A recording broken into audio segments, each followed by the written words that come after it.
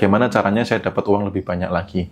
Bagaimana caranya saya ketemu sumber income yang baru lagi. Bagaimana saya bisa belajar dengan orang yang ahli di bidangnya untuk menambah income lagi.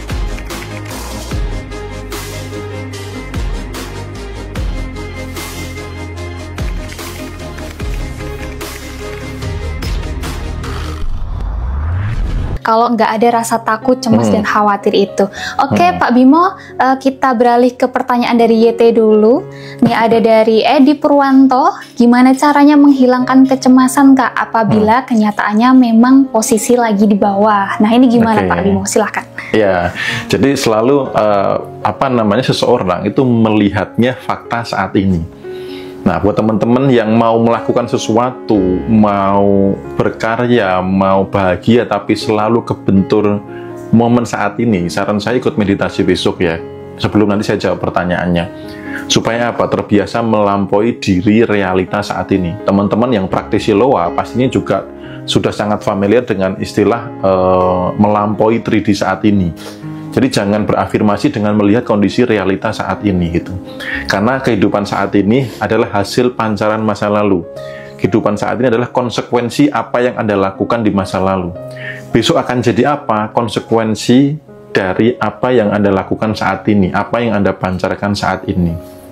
Nah, jadi kalau teman-teman mau melepaskan rasa cemas, khawatir, takut, kondisi realitanya sedang tidak baik-baik saja, jangan ikuti arus berpikir realita saat ini. Artinya, biasanya kan tadi, dari sisi iblis itu akan bisiin, hati-hati loh, nanti kalau semakin parah, kalau nggak bisa terbayar gimana, kalau ini, kalau itu, kalau ini, kalau ini, gitu, padahal itu belum terjadi gitu loh. Nah, teman-teman bisa mengubah dengan skill bertanya yang ke arah positif. Contoh, bagaimana caranya saya dapat uang lebih banyak lagi?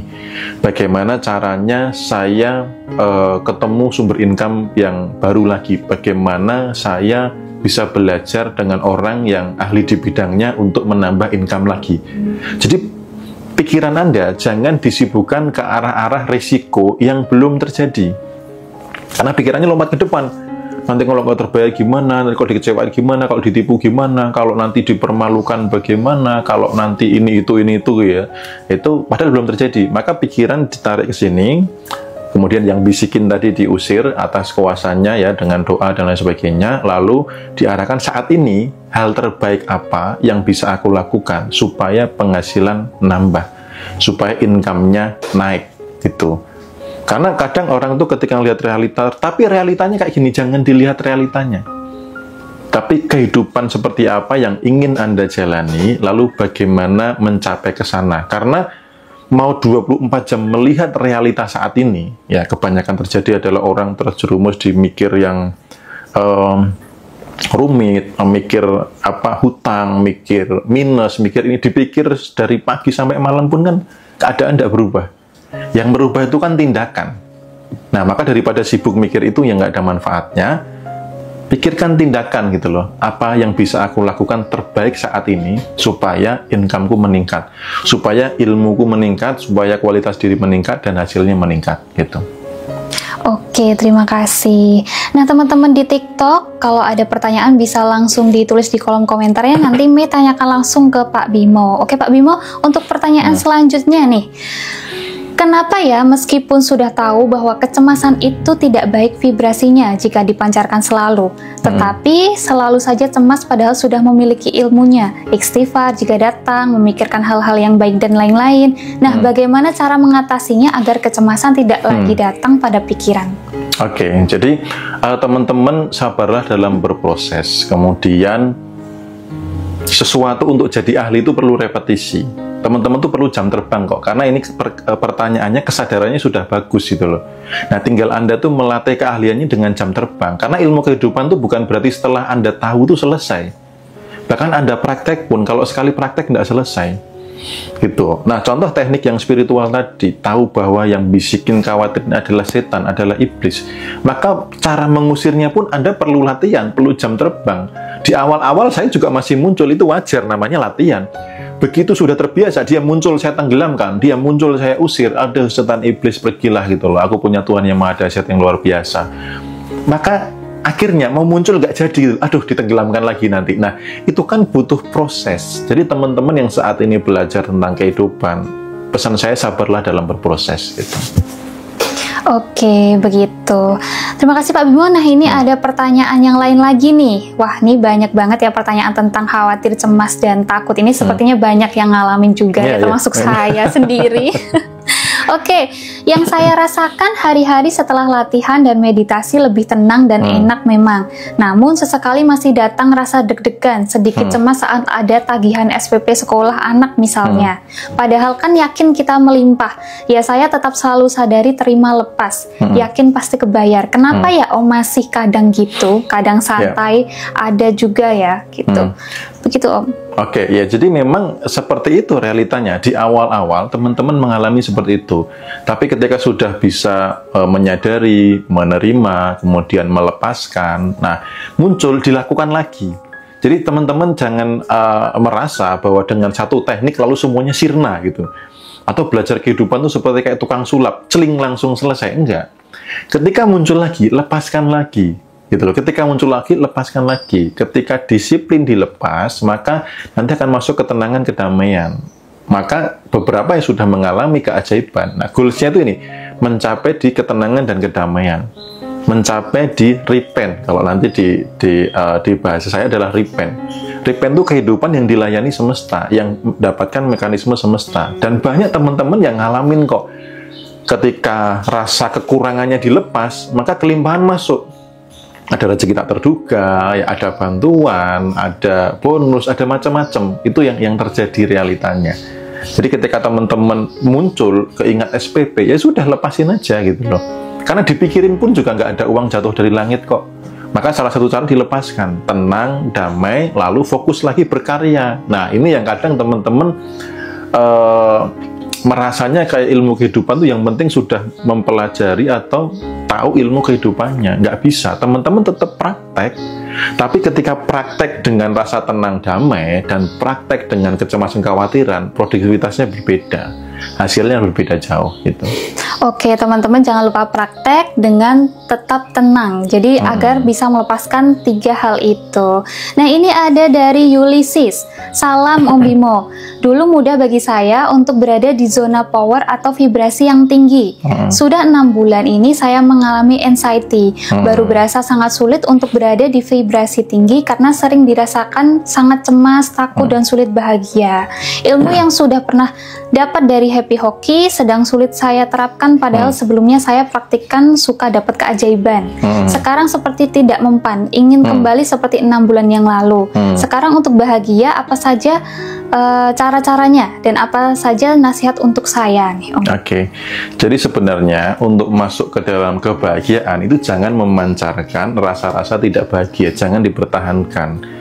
Nah, ketika teman-teman kebingungan, maka semesta akan memberikan sesuatu yang membingungkan karena Anda memancarkan kebingungan. Maka dari itu bahagia itu kan keputusan. Saya putuskan untuk bahagia, saya putuskan untuk melepas semua kecemasan dan sebagainya.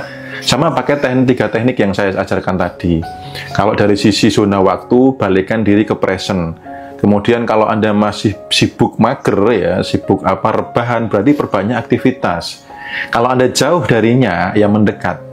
Ya, karena kalau orang sudah melekat kepadanya, tidak ada lagi khawatir kok. Untuk apa dikhawatirkan gitu loh. Dan mendekat kepadanya tidak bisa atau tidak berbanding lurus selalu dengan ritual ibadah. Karena ritual ibadah kalau nggak dengan rasa, itu juga nggak dekat. Jadi kedekatan dengannya itu soal rasa. Contohnya gini, misalnya May mau punya bisnis di Jogja gitu. Kalau deket sama sultan, kalau deket sama orang-orang yang pemangku kebijakan, itu kan tenang gitu. Artinya bahasanya Jogja itu dekengannya kuat gitu loh. Nah, kalau Anda hidup dekat sama dekengan itu, dekengan hidup itu adalah sang maha segalanya, untuk apa gitu loh? Apa yang dicemaskan lagi? Bukankah dia maha bisa segalanya? Nah, efek dari kedekatan itu percaya dan yakin gitu loh. Nah, kalau nggak percaya dan yakin, berarti nggak dekat gitu. Jadi 3 teknik tadi coba dipraktekkan, nanti dievaluasi lagi bagaimana hasilnya. Yang penting adalah dipraktekkan gitu. Oke teman-teman, sudah dicatat ya ini ilmu emasnya ya ini. Jangan lupa dipraktekkan 3 hal tadi. Nah ini untuk pertanyaan terakhir nih Om. Izin bertanya kepada Om Bimo, saya minta sampel produk gratis, tapi kendala non teknisnya muncul rasa cemas, alasannya pengen beli sendiri. Sementara saat ini kalau beli produk buat konten belum kondusif keuangan, efeknya akun saya jadi stagnan, belum ada lagi penjualan, tapi anehnya dan alhamdulillah followers nambah terus. Nah, mohon masukannya, Om Bimo, tentang rasa cemas tadi. Ya, itu sebenarnya lebih cemasnya lebih ke arah bingung sih sebenarnya. Jadi gini, ketika Anda bingung, semesta itu juga ikut bingung gitu loh. Jadi ibaratnya gini, Anda memancarkan kebingungan, semesta itu nanya, mau apa sih gitu loh. Mau sampel, tapi nggak mau minta, maunya beli, mau beli tapi nggak ada duit, mau apa sih gitu. Jadi nggak jelas gitu loh. Ya, jadi nggak jelas. Maka ketika diri memancarkan 50-50, maka semesta pun akan memberikan situasi yang 50-50 terus. Tapi kalau Anda sudah berat sebelah, misalkan 51% ke oke, saya minta sampel gratis, nggak apa-apa, yang penting menghasilkan, setelah menghasilkan nanti saya akan beli sendiri, nggak masalah gitu loh. Jadi apa yang dikhawatirkan itu ya. Jadi kecuali kekhawatiran yang 3 teknik tadi dilakukan, saran saya clearkan diri dulu. Jadi teman-teman itu beberapa punya masalah karena apa? Mengizinkan diri bingung. Maka saya kan juga mentoring bisnis juga gitu loh. Buat teman-teman yang bingung, saya pasti bilang stop mengatakan bingung. Om saya bingung, Mas saya bingung. Ketika Anda mengatakan Mas saya bingung, otak Anda seperti dikasih virus untuk ngehang, untuk ngeblank. Dan semesta pun melihat kon ini jaluknya apa sih gitu loh, bahasa Surabaya, maunya piye gitu loh, maunya Anda tuh yang mana. Kalau Anda bingung lah, semesta melayaninya gimana gitu loh ya. Jadi putuskan langsung untuk misalkan sampel gratis, tidak apa-apa, lalu kalau sudah ada bonus dari situ saya akan beli gitu ya. Jadi adakan keputusan untuk pilih salah satu biar jelas gitu. Oke, nah ini ada pertanyaan dari teman-teman TikTok nih. Ini sebenarnya saya juga merasakan sih Om. Apa yang harus saya lakukan setelah saya marah-marah Om? Nah biasanya kan orang-orang tuh kalau marah-marah gitu ada rasa, setelah itu rasa bersalah, rasa cemas, rasa khawatir. Itu bagaimana Om? Nah jadi marah itu boleh sebenarnya. Yang nggak boleh itu kan marah-marah. Dan marah yang perlu diwaspadi adalah marah yang tidak sadar kalau sedang marah. Gitu loh ya. Jadi kalau nggak sadar sedang marah itu bahaya. Kalau Anda sadar bahwa Anda sedang marah, marahnya kan efektif. Akan seberapa lama, akan tujuannya untuk apa. Kemudian yang terpenting dari marah adalah klarifikasi. Terutama ini untuk ke anak ya. Supaya apa? Anda tidak dinilai jahat. Gitu, ayah jahat, mama jahat gara-gara marah, padahal maksudnya baik. Maka perlu klarifikasi. Setelah marah, diajak duduk bersama. Tahu nggak kenapa ayah marah, kenapa mama marah? Ayah marah, mama marah karena kamu melakukan ini, kamu terlalu banyak mainan gadget gitu. Nanti kesehatan mata kamu terganggu, nanti kemampuan sosialitas kamu juga terganggu, nanti kamu kurang ada kedekatan dengan ayah. Nah itu klarifikasi itu penting sehingga anak ngerti gitu.